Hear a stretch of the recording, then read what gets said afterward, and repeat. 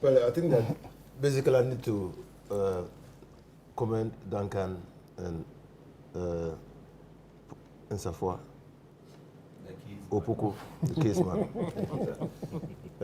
They've laid the situation very, very bad from the private capital point of view. And that is the situation.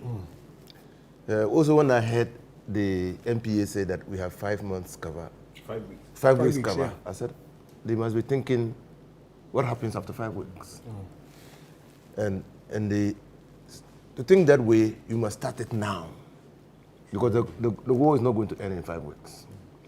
Now, estimates by the United States itself puts the war beyond 5 weeks.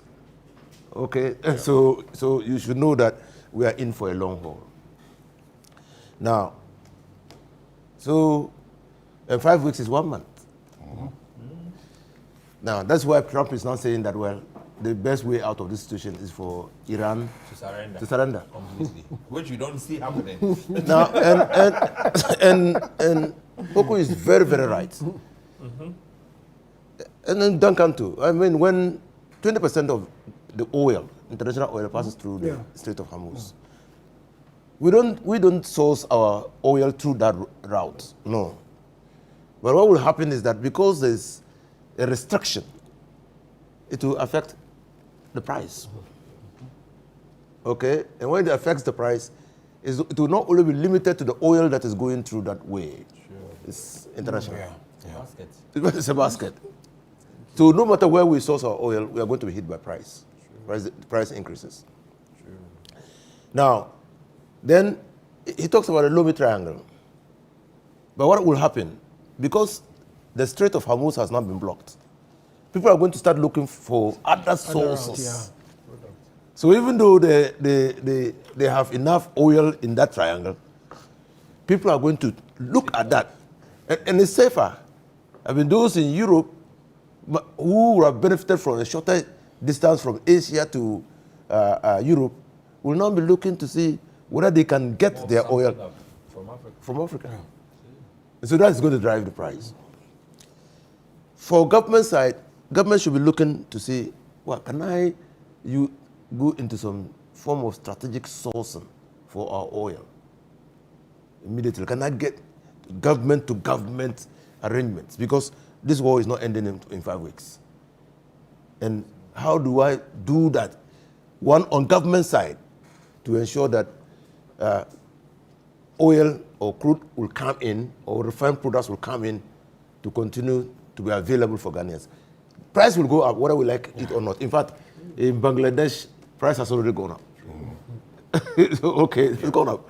And in Miami, they are rationing. They are rationing. They are rationing. If your car number is an even number, you move on a Monday, and then Friday. Yes. And even the on odd that numbers will move this particular day. even on that day, if your car is even, you can only buy a certain quantity of fuel. You can't go beyond. You can't go beyond. Thank you. So the people are already taking prudent measures to ensure that they will have enough fuel to outlast, or at least to mitigate whatever hardship would befall countries or their country if this war protracts. And then we have to deal with inflation. Fuel is the major driver of inflation because it goes into everything.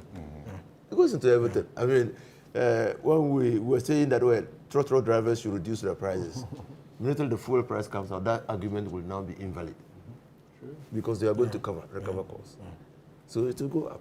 And cost of inputs, production will go up. So it will, if the war protracts, it will affect our standard of living, whether we like it or not. That's why many people are worried. America, sometimes I say that, well, I think Trump played it smart on us, on the whole world. When he took Venezuela first, before going to Iran. Why? Mind you, Venezuela is #1 proven reserves. Iran is #3 proven reserves. So when he took Venezuela first, it meant that he had guaranteed himself yes. some level of supplies. Yes. So he will get it. You will get it. I like you are smart. You understand? So I said, this man, strategically, I think that this one, there's no debate on it.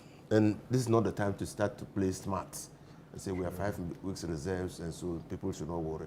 In fact, this is the time we should be worrying. We should. So what do we do now? And I agree with you when you say that we should have strategic stocks, reserves. We've spoken about this for a very long time. Somehow we've not brought in ourselves to implementing it. Yeah. Why countries have strategic reserves is precisely because of what is happening. But even this war should not have come as a surprise to anybody. True. So 4 or 5 years ago, or 4 or 5 years, because this thing started at the time of Obama, who had to enter into negotiations with Iran, that those negotiations were continued under Biden. Okay, so we knew that the United States of America was not comfortable with the rate at which Iran was enriching uranium. We knew, and that it was a major problem. The International Atomic Energy Commission came in. Now, then Trump takes over. Then enter Israel and his security concerns. So Donald and Israel combining in terms of pursuing their strategic interests. Clearly we knew the situation in the Middle East would be unstable. So I think that we should have been planning long ago. Long ago. And thank God, West Africa and the Gulf of Guinea area, we have some reserves, some oil, crude. And our government, in times of need in the past, you know, we had to run to Equatorial Guinea.